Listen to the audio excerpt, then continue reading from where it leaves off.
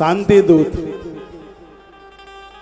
धर्म रत्न से जिनको संबोधित किया गया है, जिनकी वाणी ने इस जग का कल्याण किया है, जिनकी वाणी ने इस जगत का मंगल किया है, वो ब्रज की एक विभूति है, तो ब्रज की एक शान है।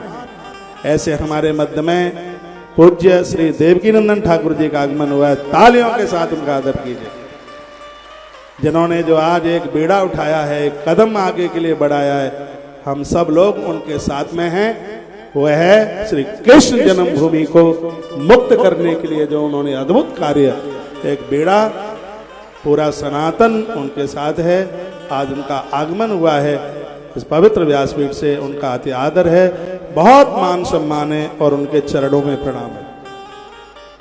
उन्होंने आज यहाँ पहुँच करके इस पूरे जन समूह को एक आनंद कर दिया है। व्यासपीठ से उनका बहुत उनका आभार भी है और उनके लिए मंगलमयी शुभकामना, उनके उस नेक संकल्प के लिए मैं पूज्य श्री देवकीनंदन ठाकुर जी के चरणों में प्रणाम करूंगा। वो आप सभी भक्तों को आशीर्वाद प्रदान करें। इस पर बैठ के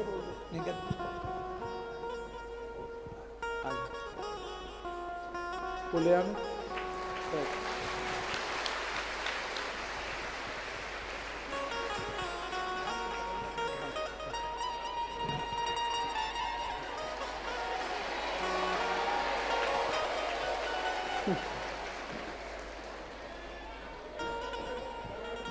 ये लगा दे, लगा दो जी, ठीक है।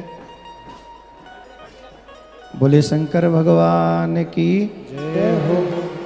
दूसरा देना भैया।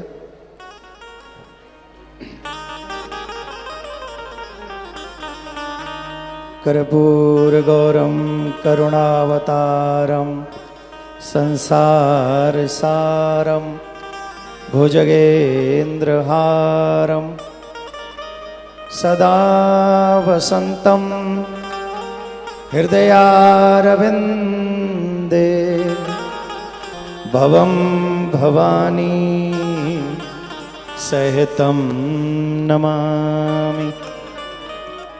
बोले गौ माता की जय हो, शंकर भगवान की जय हो, शिव महापुराण की जय हो, संत समाज की जय हो, भक्त समाज की नमः। पार्वती पते हर हर महादेव।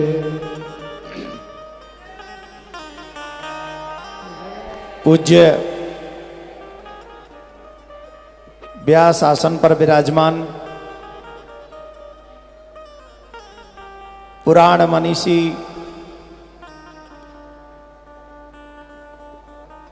अधिकाधिक पुराणों के माध्यम से जनमानस का कल्याण करने वाले, युवा समाज को गौ माता के प्रति जागरूक करने वाले, धर्म के प्रति जागरूक करने वाले, सहज स्वभाव से घर घर तक प्रत्येक मनुष्य के दायित्व को पहुंचाने वाले, क्या करने योग्य है क्या करने योग्य नहीं है, इन सभी उपदेशों को बताने वाले पूज्य व्यास आसन पर विराजमान आचार्य प्रवर श्री कौशिक जी महाराज को मैं बार बार नमन करता हूं, व्यास आसन को नमन करता हूं। अभी हम पूज्य दीदी माँ के सुंदर वक्तव्य को श्रवण कर रहे थे।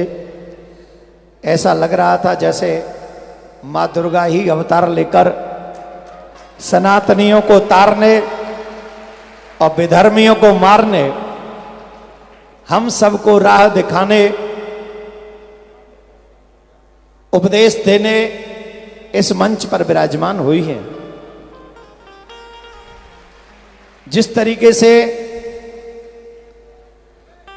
22 जनवरी को राम मंदिर का भव्य दिव्य निर्माण हुआ है, पूरी सरकार संत महात्माओं ने श्री राम मंदिर के भव्य दिव्य निर्माण में सम्मिलित होकर उत्सव मनाया। पूरे देश के सनातनियों ने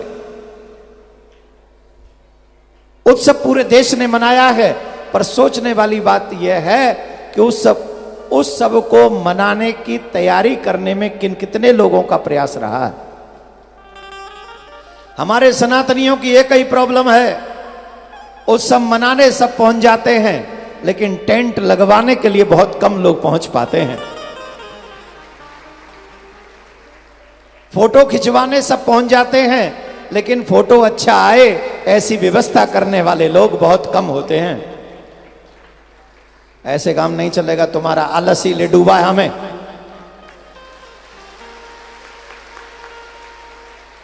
दीदी मां वो नाम है सनातन जगत में जिन्होंने, सिर्फ एक पंक्ति बोलूंगा और उस पंक्ति को पूरा आप करोगे। एक ढक्का और दो, बाकी का पता नहीं क्या हुआ था वहां। और हम सबके सामने प्रमाण कि 22 जनवरी को भव्य दिव्य राम मंदिर का निर्माण हुआ। पूज्य महाराज श्री आप 25 तारीख की सनातन संत संसद में थे। पूज्य 1008 श्री नवल किशोरदास जी महाराज भी, क्योंकि सारे संतों की व्यवस्था आप ही के हाथ में थी। पता नहीं राम मंदिर और श्याम मंदिर दोनों आप ही की व्यवस्था के अंतर्गत चलेंगे। अब एक बात मैं आप, क्योंकि मैं ज्यादा बोलूंगा नहीं, मैं सोच रहा हूं कि मैं बस राधे राधे करूं और जाऊं, क्योंकि आप लोगों को कथा सुननी है। शिव महापुराण की कथा हो रही है। आज कैवां दिन है? पांचवा दिन है। और बड़ा अच्छा लग रहा है इतने बड़े जन सैलाब को देखकर। हम भी कुछ दिन पहले यहां कथा कर रहे थे, प्रशासन कह रहा था आप कथा कर ही नहीं सकते। प्रशासन, दिल्ली के प्रशासन ने हमको कथा नहीं करने देने की आज्ञा दी। हमने कहा माय डियर, कृष्ण जन्म भूमि का संकल्प है, कथा तो देवकी नंदन करेगा, चाहे अकेला ही क्यों ना करे। और हुई 25 तारीख को भव्य दिव्य सनातन संत संसद हुई। शिव महापुराण में एक प्रसंग आता है गुण निधि का। इस गुण निधि के प्रसंग से मैं 2 मिनट ले सकता हूं? 2 मिनट लूंगा आपकी। गुण निधि के पिताजी पूर्ण पंडित, विद्वान, आचार्य, धर्म के हर गुण को स्वीकार करने वाले, लेकिन उनका पुत्र कैसा था? जुआरी। कैसा था? नाम था गुण निधि और अवगुणों की खान था। आज हमारा समाज वैसा ही हो रहा है। समाज जैसा हो रहा है, यह किसी से पूछने की जरूरत नहीं है। हमें अपने घर में झांकना चाहिए, हमें अपनी बगल में झांकना चाहिए, हमें मोहल्लों में, स्कूलों में, कॉलेजों में झांकना चाहिए। और हमें अगर थोड़ा भी झांकेंगे तो हमें पता चल जाएगा कि हमारा समाज किधर जा रहा है। आप देखेंगे बड़े बड़े क्रिकेटर्स, एक्टर्स जिन्हें हम कहते हैं, वो हमारे बच्चों को जुआ खेलने के लिए प्रेरित करते हैं। ड्रीम 11 बनाओ। अरे धर्मराज ने एक बार जुआ खेला तो महाभारत का युद्ध हो गया। हमारे बच्चे घर में हर दिन जुआ खेलेंगे तो घर में शांति कैसे होगी? सीता प्रसन्न कैसे होगी? द्रौपदी को कैसे अपने पति का प्यार प्राप्त होगा? होगा? नहीं होगा। तो किससे होगा? धर्म आचरण करने से होगा। हमारे बच्चे जब जानेंगे कि रामायण में आज तक रावण जलाया जाता है, त्रेता युग से आज तक, क्यों? क्योंकि वो मद्यपान करता है, वो परिस्त्री गमन करता है, वो अपने माता पिता की बात नहीं मानता है। और अपने घर में झांक के देखिए ईमानदारी से कि आज का यूथ, आज का युवा इन तीनों कामों में प्रसन्न है कि नहीं? बोलिए। अरे मनाही कर दो, मैं प्रसन्न हो जाऊंगा, उसमें क्या है? आप कह दो कि आज का बच्चा जवानी में स्कूल जवान होने से पहले ही अपने हाथ में हाथ नहीं डालता। दिल्ली तो मास्टरमाइंड है इस विषय की। स्कूल गए नहीं कि डबल हुए नहीं? ये हंसने की नहीं, रोने की बात है। इसमें रोना चाहिए। हमें यह पता होना चाहिए कि हम किस देश के नागरिक हैं। हम लोग अमेरिकन नहीं हैं, हम लोग यूरोपियन नहीं हैं, हम लोग पूरे विश्व के गुरु अपने आचरण से थे, अपने ज्ञान से थे, धन से नहीं थे। जिनका चरित्र महान होता है वही विश्व गुरु बनने के लायक होते हैं। सदा सतवादियों की प्रेमियों से प्रीत होती है, जिनका है चरित्र उज्जवल बस उन्हीं की जीत होती है। जिनका है चरित्र उज्जवल। आज हमारे बच्चों का चरित्र उज्जवल कब होगा? जब रामायण पढ़ेंगे, जब भागवत पढ़ेंगे, जब गीता पढ़ेंगे, जब शिव महापुराण की कथा पढ़ेंगे, जब गौ माता की सेवा करेंगे, जब संत समागम करेंगे, संतों के सानिध्य में जाएंगे, तो उन्हें निश्चित आज्ञाकारी बनने का उपदेश उन स्थानों से मिलेगा। तब माताएं बूढ़ी होकर भी रोएंगी नहीं, और पिता बूढ़े होकर भी वृद्धाश्रम नहीं जाएंगे, क्योंकि उनके घर में राम है, उनके घर में श्रवण कुमार है। किस किस को चाहिए अपने घर में रावण?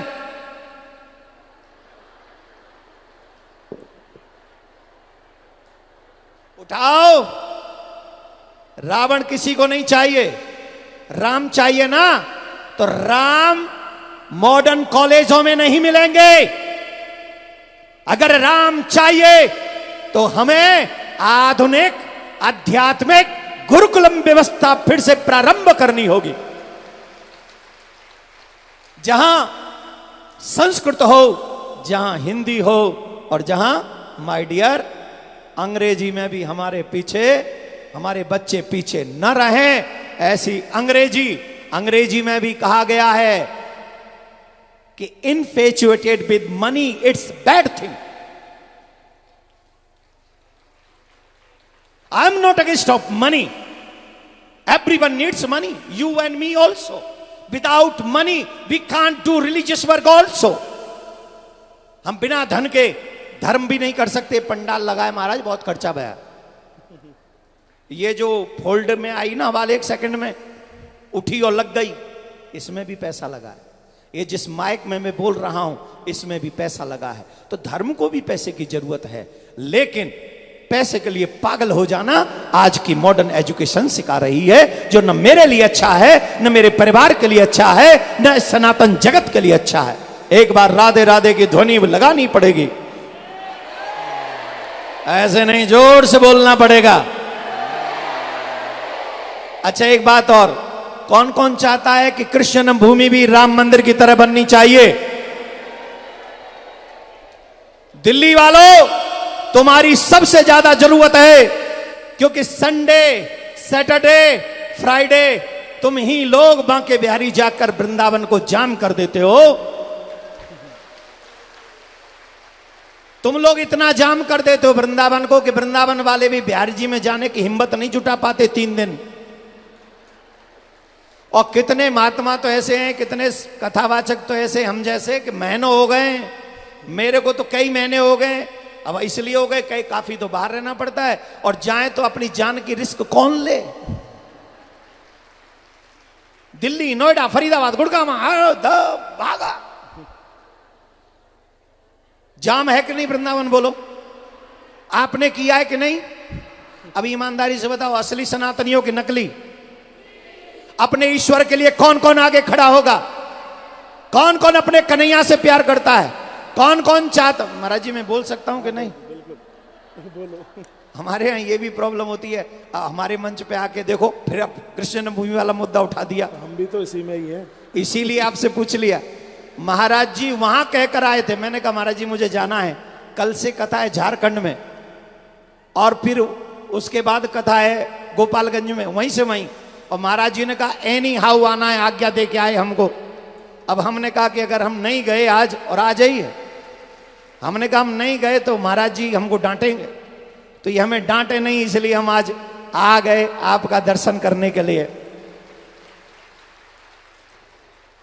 अच्छा सुनो, बहुत हो गई ताली, ईमानदारी से बताओ कौन कौन चाहता है ठाकुर जी का मंदिर बने?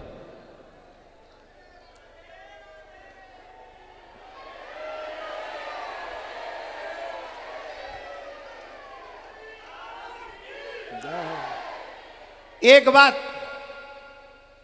चुनाव आ रहा है, बहुत लोग आएंगे अब हमारे जोरे, हम और तुम वोट रही तो और हथ कहां है, हम पे तुम पे हथ कहा वोट के सिवा, कछु हतो है, वोट ही है ना, जी मांगे वे आएंगे हम दे देंगे। हमने संत संसद में एक बात कही थी, 24 की वोट राम जी को पड़ेगी।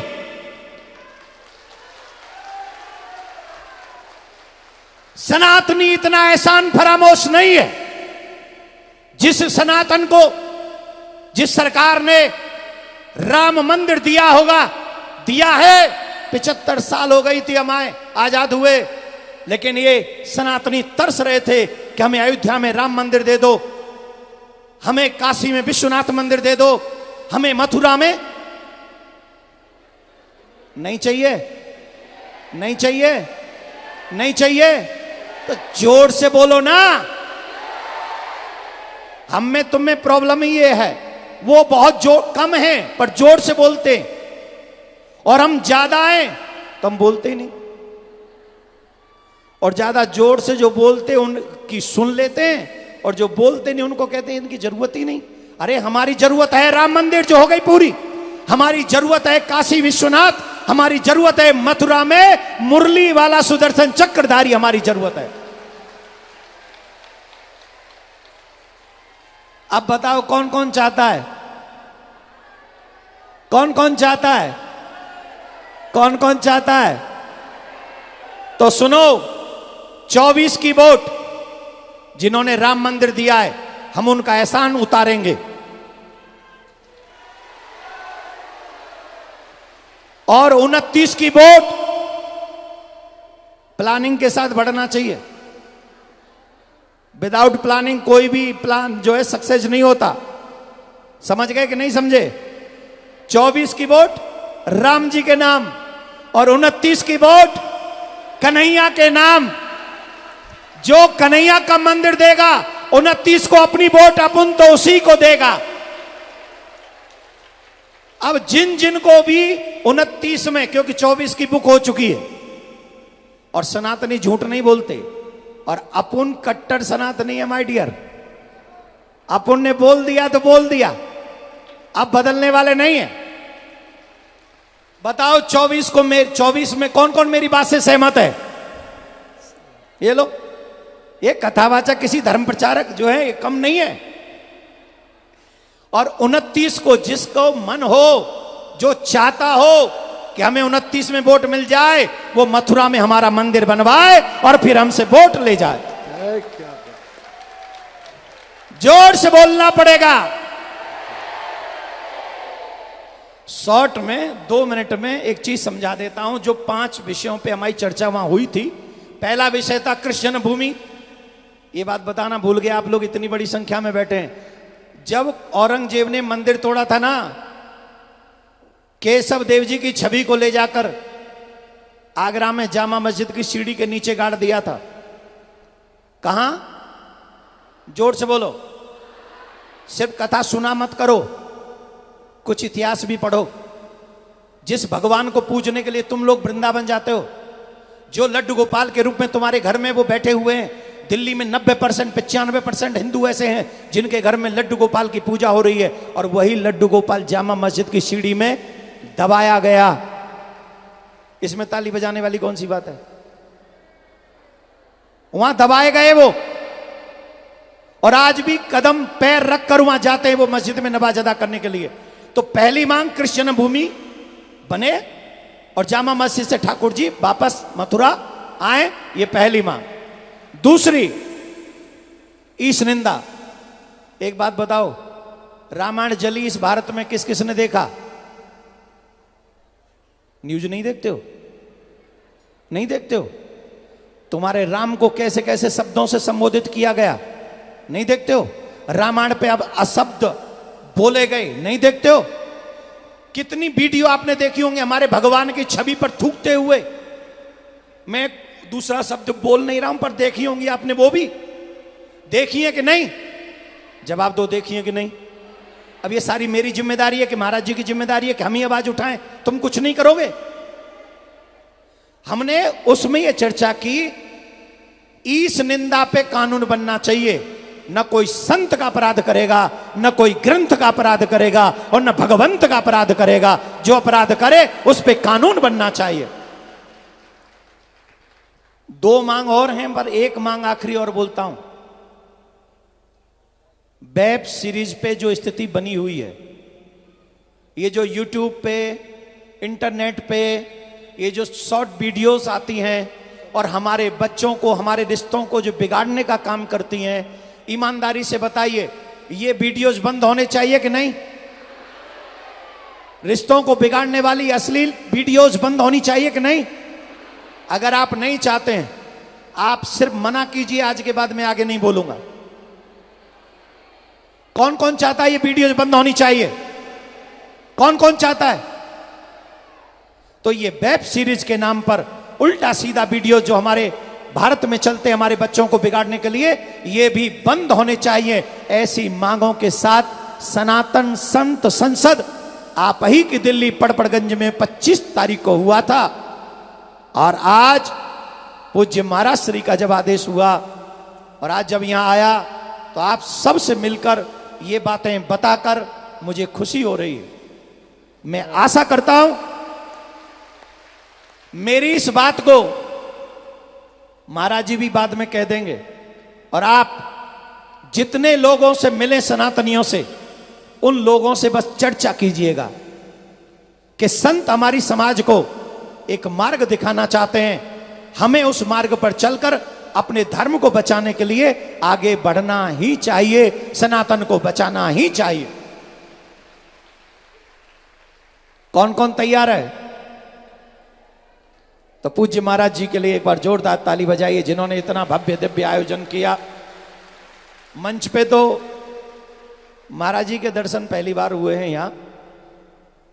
कभी ये व्यस्त रहते, कभी हम व्यस्त रहते हैं, दूर दूर दूर दूर कहीं ना कहीं कथाएं लगी रहती हैं, पर दिल्ली ने मिला दिया है। वैसे भी कहते दिल्ली दिल वालों की है, तो यहां महाराज जी का दिल बड़ा हो गया, और उस बड़े दिल में ये छोटा सा बच्चा भी समा गया आके।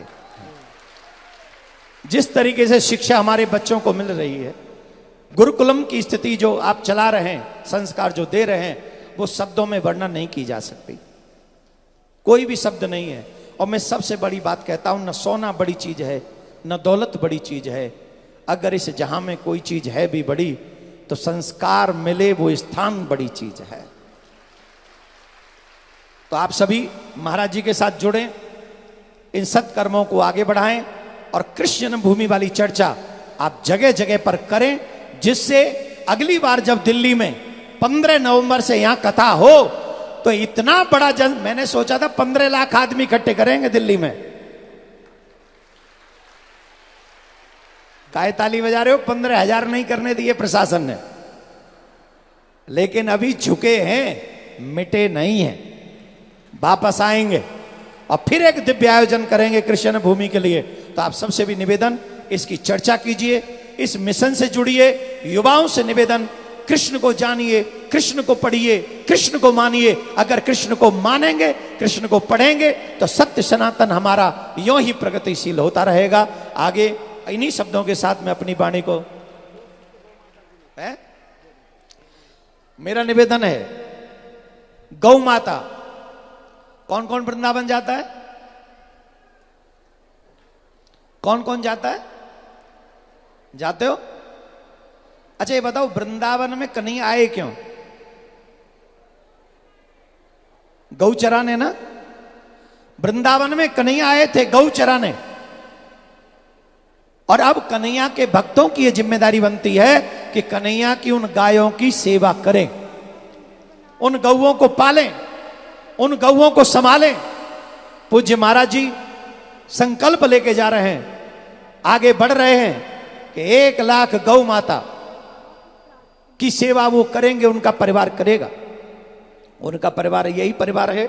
तो मैं आप सबसे आग्रह करता हूं, गौ माता जिसकी पूजा कृष्ण करते हैं, गौ माता जिसकी पूजा इंद्र करता है, गौ माता जिनकी पूजा राम करते हैं, गौ माता शिव भी गौ माता को बहुत प्रेम करती हैं, ऐसी गौ माता की सेवा करना हम सभी सनातनियों का दायित्व है। मैं आग्रह करता हूं सभी सनातनियों से, महाराज जी से जुड़िए और महाराज जी से जुड़कर इस सत्य सनातन और गौ माता की सेवा को आगे बढ़ाइए। इन्हीं शब्दों के साथ एक बार जोर से बोलना पड़ेगा, और जोर से बोलना पड़ेगा।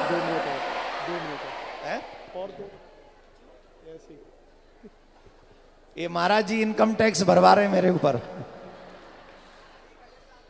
जब मैं अच्छा भजन गाऊं, भजन गाऊं पक्का, और दिल्ली वाले तो भजन में माहिर हैं, और ये अधिकांश जो यहां श्रोता मुझे दिख रहे हैं वो सारे श्रोता।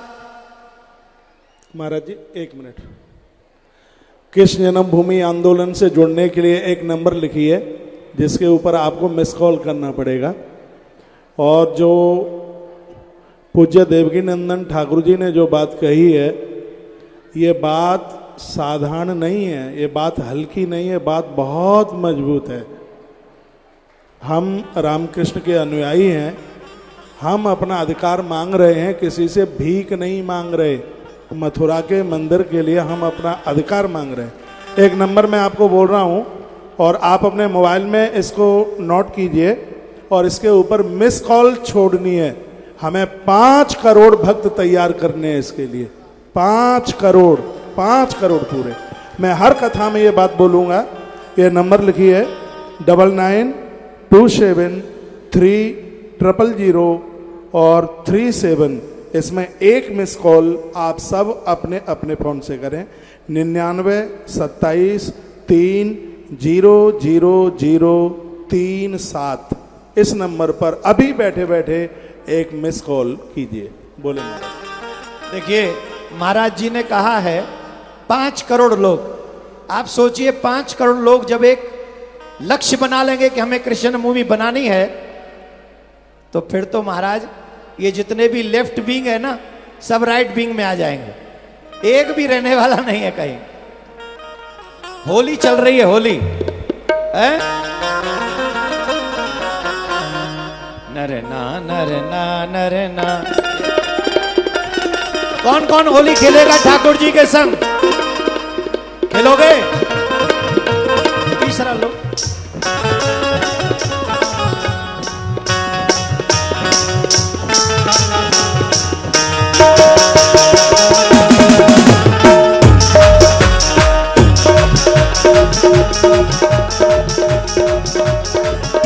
डार गयो मुँह पे डार गयो मुँह पे डार गयो। धोखे थे मदन गोपाल, रंग मुँह पे डार गयो। धोखे थे मदन गोपाल, रंग मुँह पे डार गयो। जय हो बोले होली के रसिया की जय हो।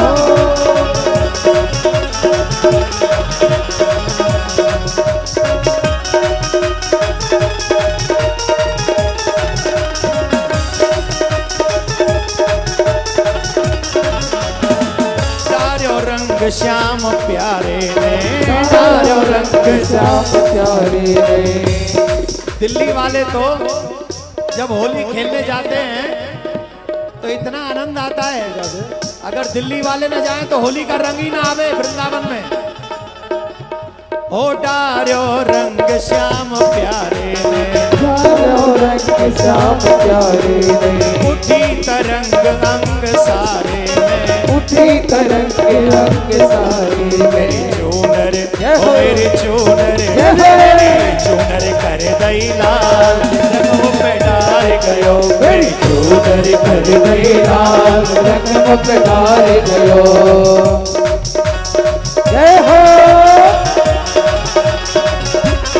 दोनों हाथ उठाते हुए